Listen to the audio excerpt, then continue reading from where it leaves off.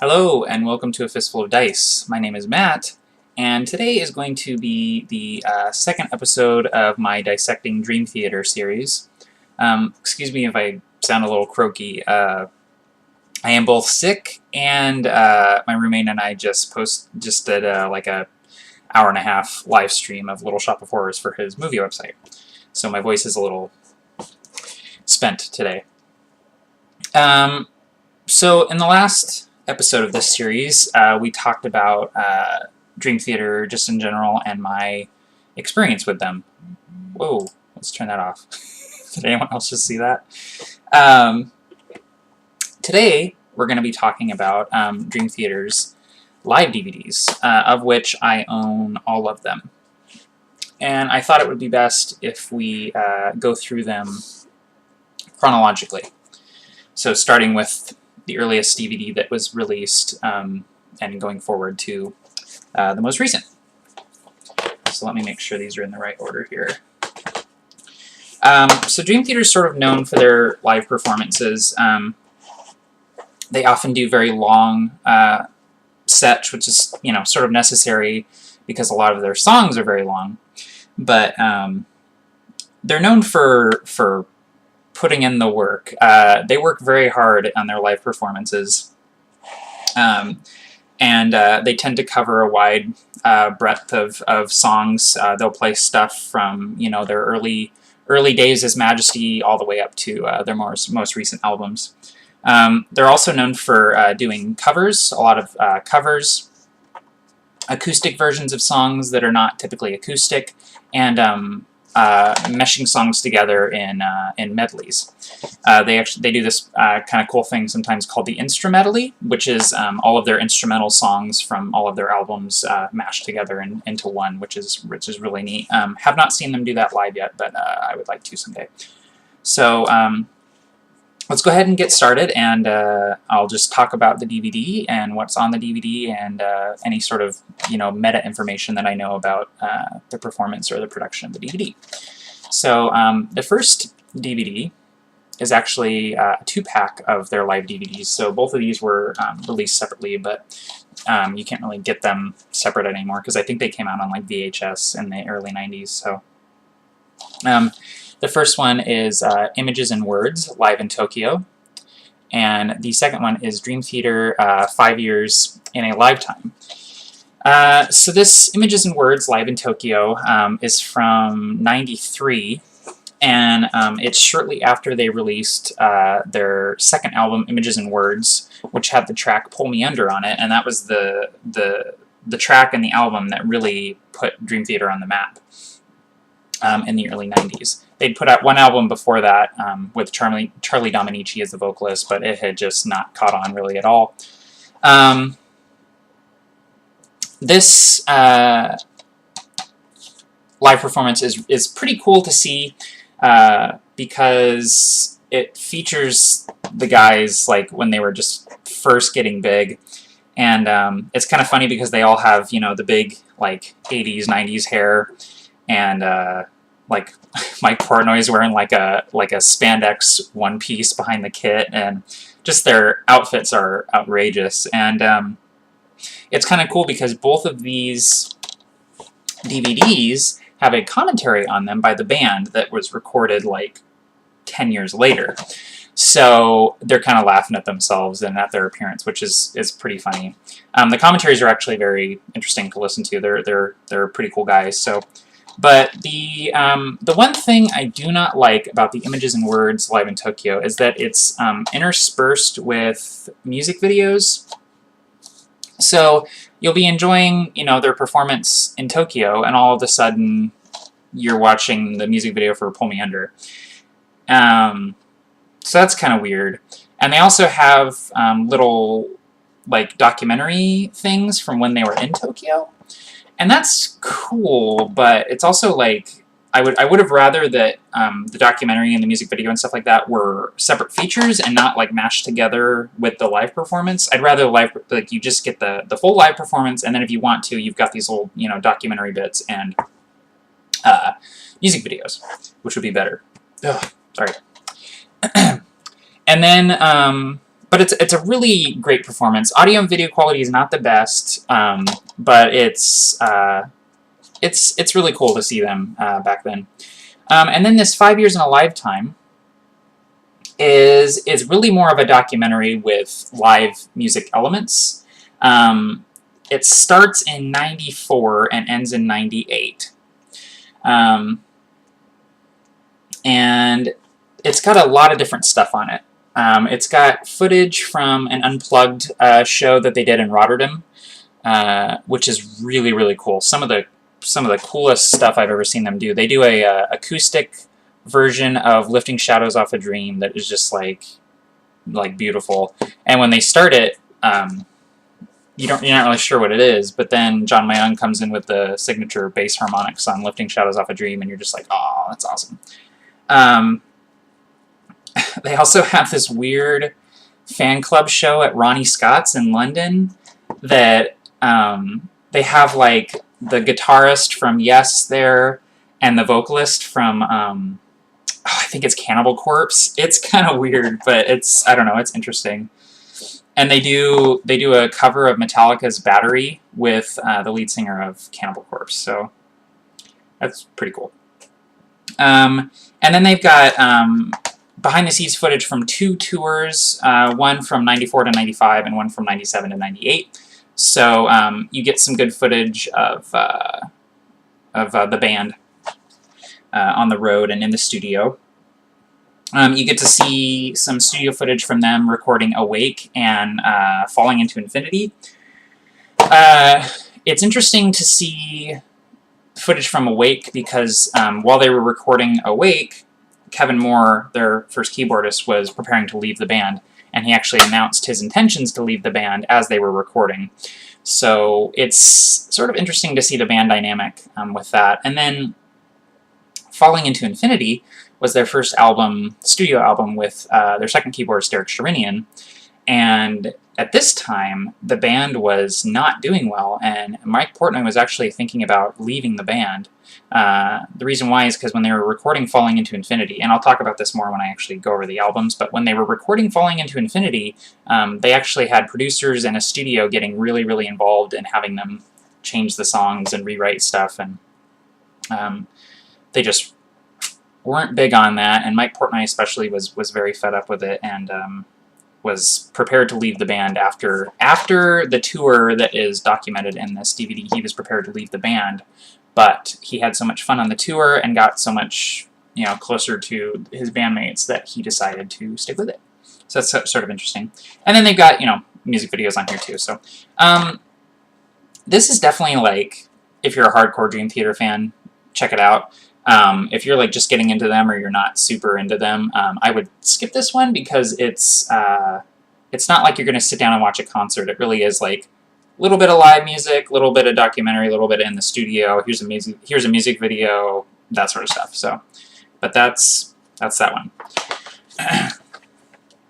The next one is them performing my favorite album live. This is Dream Theater, Metropolis 2000, Scenes from New York.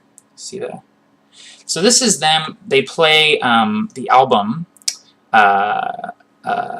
Metropolis Part 2, Scenes from a Memory in its entirety in New York.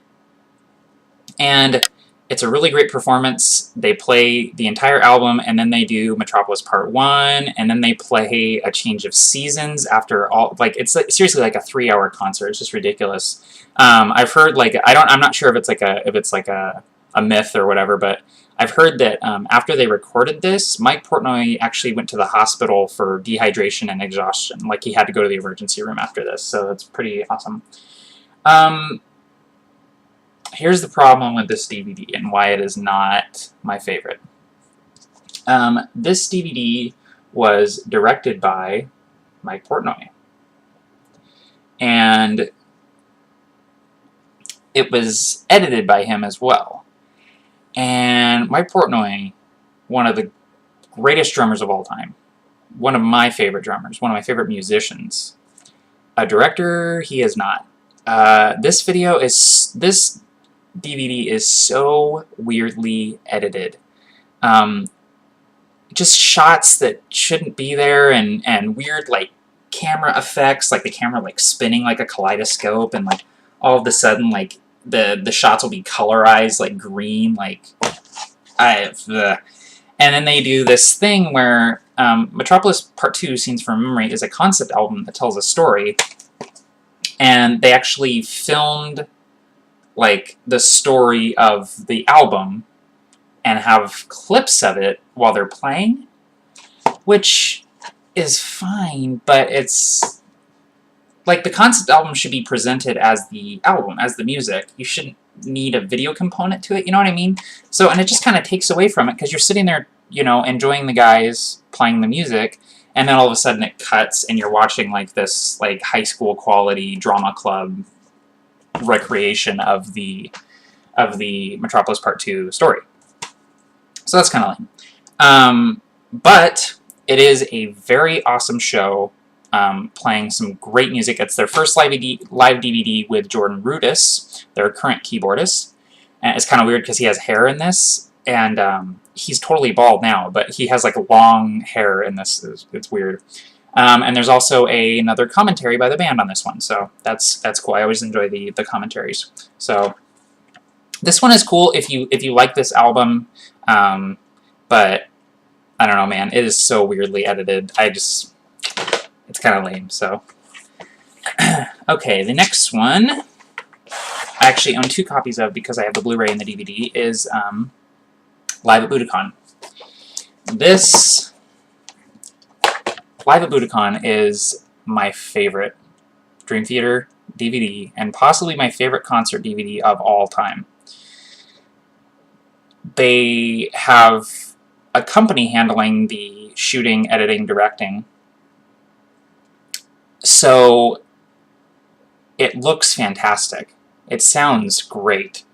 It's edited so fluidly and so nicely, and it's just the shots make sense. Like, if Portnoy's doing something cool, you see him doing it. If Mayung's doing a bass solo, you see it. If Petrucci's soloing, you see it. If Rudess is soloing, you see it. And the track listing: As I Am, This Dying Soul, Beyond This Life, Hollow Years, War Inside My Head, The Test That Stumped Them All, Endless Sacrifice, Instrumentally, Trial of Tears, New Millennium, the keyboard solo, Only a Matter of Time, Goodnight Kiss, Solitary Shell, Stream of Consciousness, Disappear, Pull Me Under, and they finish out with In the Name of God. This also has a little documentary on it, which is separate from the concert, as it should be, about their tour of Japan. Ow! And it has a multi-angle thing of the instrumentally. So you can watch the instrumentally from any angle you want. So if you want to watch John Mayung on the bass specifically during the instrumentally, you can do that.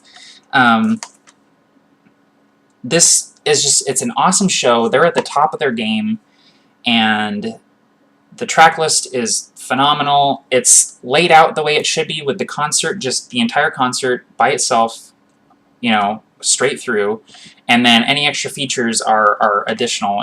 You know, you can watch them separate from the concert. So it really is the perfect live DVD. And if you're just getting into Dream Theater and you want to get a live DVD, this is the one you want. And it's also available on YouTube to watch.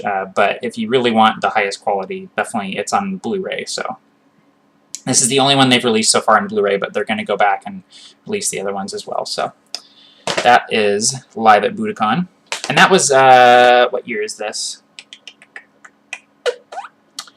I don't know what year this is, guys. 2004. 2004. It was after Train of Thought came out, so. Alright, the next one is probably my second favorite, and this is Score, the 20th Anniversary World Tour in New York. This is a surprising DVD because it is also directed by Mike Portnoy. However, this one is so much better than this one, which he also directed. This one is much more like Live at Budokan in its production value and the way it's laid out.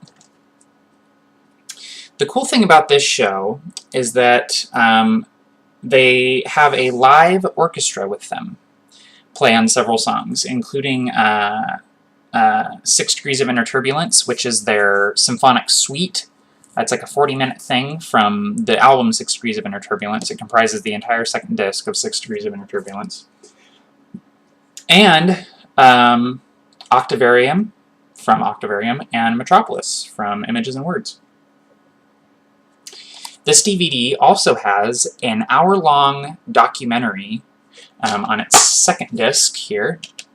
Kind of a cool backdrop too, about the history of Dream Theater.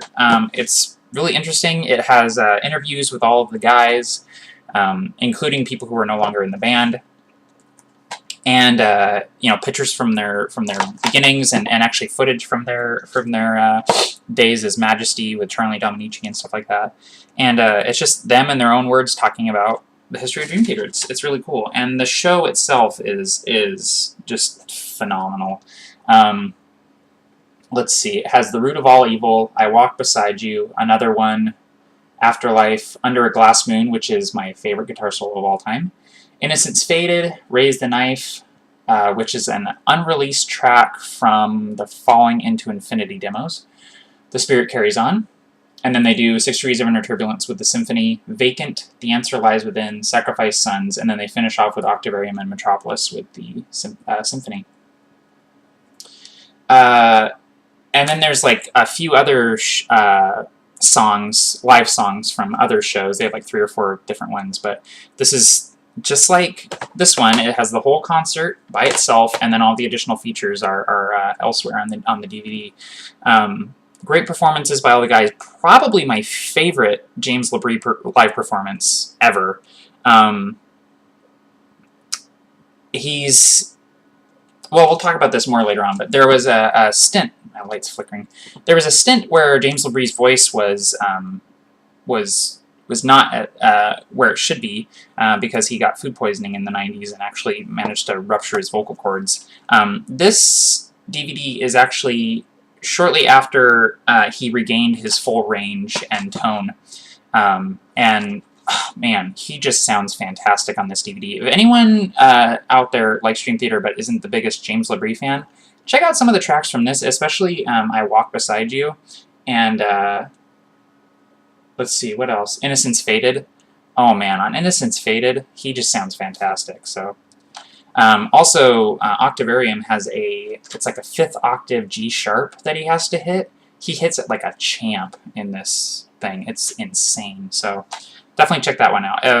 You know, these are probably my 2 favorites. So, and we've got one more to go here. This video is getting kind of long, so try to wrap it up. This is their most recent one, and it was released in 2009, I believe. 2008. So it's been a little while since we've had a Dream Theater DVD, but they are releasing one this year. So, but this is Dream Theater Chaos in Motion. So this is the DVD of the tour that they took to support Systematic Chaos. The problem with this DVD is that it, like this one, is footage from different shows, all kind of spliced together, and then with little bits in between. It is kind of cool, though, because you see all kinds of different performances spread throughout the year with, you know, different songs and stuff like that. But the audio and video are really lacking on this one. It is not the highest quality set, that is for sure. There are a couple of cool things on here, though. It has oh geez, Lines in the Sand is a song off of Falling into Infinity that is probably one of their most popular songs, and it opens up with a really cool keyboard solo. There's kind of a cool performance by Jordan Rudess where he's doing a keyboard solo that blends seamlessly into the intro of Lines in the Sand. And when he does it, like when the audience realizes that it's Lines in the Sand, they go nuts. It's really cool. The other funny thing, there's actually an Easter egg on this DVD where Mike Portnoy's drum tech finds out that on this by appearing in this DVD, he can get $5. So he decides that he's going to try to get $1 from each of the members of Dream Theater. So he goes to Mike Portnoy, and Mike Portnoy like gives him $1 right away. He goes to Jordan Rudess, and Jordan Rudess says he won't give him $1 unless John Petrucci gives him $1, because John Petrucci is really good with money. He helps manage the band and stuff. So he goes to John Petrucci, and John Petrucci says, yeah, sure, I'll invest, and gives him $1, and then Jordan Rudess gives him $1. James LeBrie refuses to give him $1, and then, but the best part is when he goes to talk to John Mayung. So John Mayung he hardly ever talks. Like, the guy has maybe said 12 words in public in the entirety of Dream Theater's existence.